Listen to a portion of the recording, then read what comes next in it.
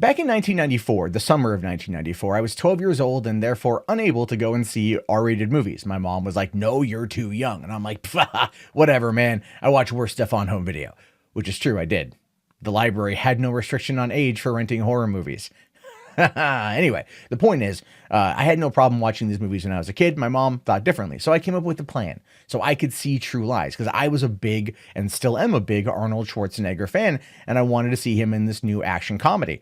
So we were getting ready to go on a camping trip, and I made the suggestion. I said, why don't we pick up the novelization for $4.99? We'll both read it during the week-long vacation. And if you like the book and you like the story and you want to go and see the movie, then you take me to go see it. That's the deal. My mom said, fine, very well. We bought the book. We both read it. We both loved the novelization. And then when I tried to call in what was owed based upon our wager, I was ultimately denied. But the movie came out not long after on home video, it feels like, and I ended up watching it then multiple times, just as I have watched it multiple times over the span of the last 25 years. I mean, hell, I own this movie on DVD. You can't find it on Blu-ray. For some reason, it is not on Blu-ray. But if you were to believe this article, it's because even James Cameron is ashamed of his own movie. That's kind of what they're trying to imply here. Because Slate, and this is coming from like one of their editors, a guy named Sam Adams here, writes an article titled "Captain Marvel Takes a Literal Shot at One of the Most Sexist Movies of the 90s." At first, it's hard to read that and not think sexiest, because that scene with Jamie Lee Curtis in the bedroom, that's pretty sexy. I don't care who you are. That's a good scene. That's, a very interesting scene. Very interesting one to watch with your parents when you're that. I can now understand why my mom felt that might be a little bit awkward, but the things you do to watch a good movie. But the point I'm trying to get to here is that True Lies is the story of Harry Trasker, a spy for a secret clandestine government agency led by a Nick Fury knockoff played by Charlton Heston, where he gets tasked to stop a terrorist organization who had acquired nuclear weaponry, and they want to take out, major cities in the United States, and he's trying to work a lead to get in to take it out. It's a Bond ripoff that feels like it's like one of the last great 80s style action movies. I would argue that the last two action films of the 90s that really embodied what the 80s were all about were Demolition Man and True Lies. And now they're coming for True Lies. What are they going to come for Demolition Man next? Are they going to argue that the Three Seashells is ultimately transphobic, sexist, and therefore completely bigoted and should be memory holed from all existence? Is that where we're going? Probably, because this is what they do.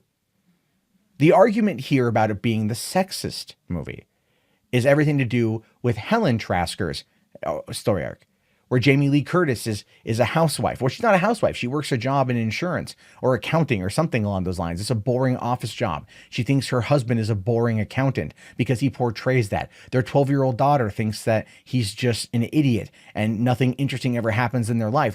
Typical suburban existence. But little do they know what everything that Harry does to keep the country and the world safe. It's a classic take on the whole spy persona. Can spies have a family life? It's what if James Bond got married, what would happen next? We've seen these kind of stories play out, but the way that James Cameron wrote and directed this movie with a great stellar freaking supporting cast like Bill Paxton and the amazing Tom Arnold in the movie, as well as Tia Carrera and everybody else, the movie was a lot of fun. Yes, it played light on certain tropes, but back in that day, it was a different world. Keep in mind that we're coming off a slew of action movies like Operation Delta Force, which was a Chuck Norris-led franchise that by the time it hit its third iteration in the early 1990s, they were going to Middle Eastern countries and taking out terrorist cells trying to get their hands on nukes, because at the time that was an actual fear. What led us into Iraq in 2003, right? What led us into Iraq in March of 2003, 16 years ago, when we invaded Iraq? Oh, it was the fear, the intelligence that said they had weapons of mass destruction. That was one of the reasons why we invaded. And it's been almost 16 years to the day. I think that's like coming up in the next week. The point I'm trying to get to is there's always been a fear of people in the Middle East getting their hands on nuclear weapons, and it's never gone away. So yes, certain types of pop culture play it up, but they're trying to argue that this movie is sexist and it's racist because of how it handles the terrorists. And yeah, they're over the top caricatures of what those types of cells would be. Those cells that went on to basically become ISIS.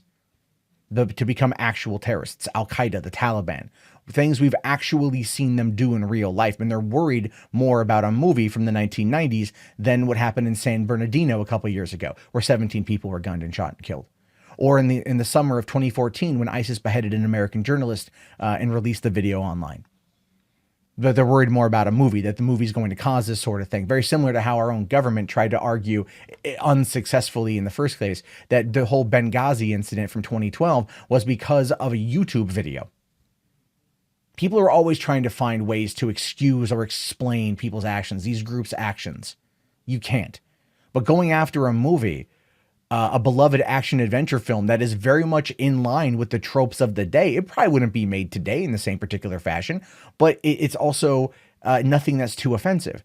What, they're upset about Jamie Lee Curtis's entire plot point. Okay, fine. Helen Trasker works in an office building, leads a relatively uninteresting existence. Her marriage is almost somewhat loveless because, Harry's gone all the time because he's an accountant that he travels, or no, he's a computer salesman and he travels all the time. There's that joke in the beginning. She's like, oh, well, we had to get the plumber to come over and he wanted to rip us off. So I offered to sleep with him and he knocked off $200 from the price. And Harry just says, okay, thanks, babe. Good job. And gives her a kiss on the cheek because he's not paying attention either, because they lead these dual lives.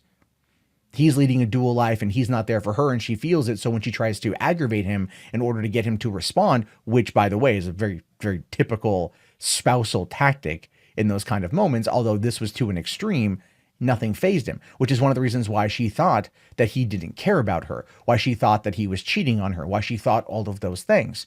That was the whole point, was that this is what would happen in this kind of marriage. So then when she was taken advantage of by Bill Paxton and his whole character of trying to find a way to smooth, to get in on women who, wives who feel left behind by their husbands because they live in Washington, D.C. and the men work her all the time, that there's no excitement in her life. She jumps at the chance because she wants to feel something. And again, that's an argument made about marriage itself. Marriage itself we find that marriages ultimately end up dissolving because people just kind of lose interest. They grow apart instead of finding ways to work together. That's the whole point of this particular scene, of this particular plot in the film. So then Harry grabs her, because he's jealous, right? Like he would be. And then when he finally gets her, to admit everything, he then feels bad and then wants to give her what she's asking for. But of course, that's sexist. Of course, that's just the way it is. Yeah, sure. Okay, fine. Yeah, you want to argue that it's like that. I think it's a piss poor argument, to be honest with you. Now, I'm not saying that in reality, this would be a way to get a marriage working again. No, of course not. There's counseling for those sort of things, not weird types of LARPing and role play that ends up involving United States government's clandestine secret agencies. All right. You know what I mean? Like there's there's other ways to go about that, but this is a movie. It's not real life. It's fictional. I hate to break it to you, Sam Adams over there at Slate. This is fictional. It doesn't exist. But they're trying to argue that it is. They try to argue that the scene with her in the bedroom is sexist. The scene with Jamie Lee Curtis in the bedroom is meant to be empowering. She's using her sex appeal in order to complete this mission. She's using her sex appeal as a way to feel alive. She's using her assets to basically work for the government, although she doesn't fully know everything. Yeah, it's a movie for one. No one would ever actually have that happen to them in real life, but trying to argue that with these kind of people is just insane. But going after True Lies after the Alita challenge, I think is a low blow. I think they're doing it because people have been trying to pimp up Alita as being a stronger female character, one that's written by James Cameron ultimately, though adapted by Robert Rodriguez. I think they're trying to come out and attack this movie because that's all they've got. They're trying to find a way to virtue signal and to shield Captain Marvel from whatever criticisms might be, valid or invalid. And so they're going after a 25-year-old movie. And they even go as far at the end of the article to invoke the whole Me Too movement with Eliza Dushku and the stunt coordinator who she is accused of misconduct, which, look, that is not something that James Cameron wrote into the movie. It was a terrible thing, but it's not related to the overall point. It's a low blow further trying to drive home this agenda-driven narrative. It's disgusting, in my opinion. You want to criticize the movie for maybe clunky dialogue or some, crazier shit? Fine. You want to criticize it for how it handles a dysfunctional marriage in Washington, in suburbia around Washington, D.C.? Fine. But don't invoke someone's actual abuse in this kind of commentary, because it does a disservice to not only you, but them. Because you're using their pain to score political points to criticize a movie that you don't like because its creator is getting more love for a recent project than a movie that that kind of made fun of it. But this is Slate. You can't really expect that. You can't really expect there to be any kind of actual nuance, understanding, logic, or reason. So yeah, I'm going to go pull up my copy of True Lies. And I'm going to dive back into that damn thing. It's been a long time. I feel like I want to give it another go because it's not only one of the better action movies from the time period, it's one of the better movies from the 90s.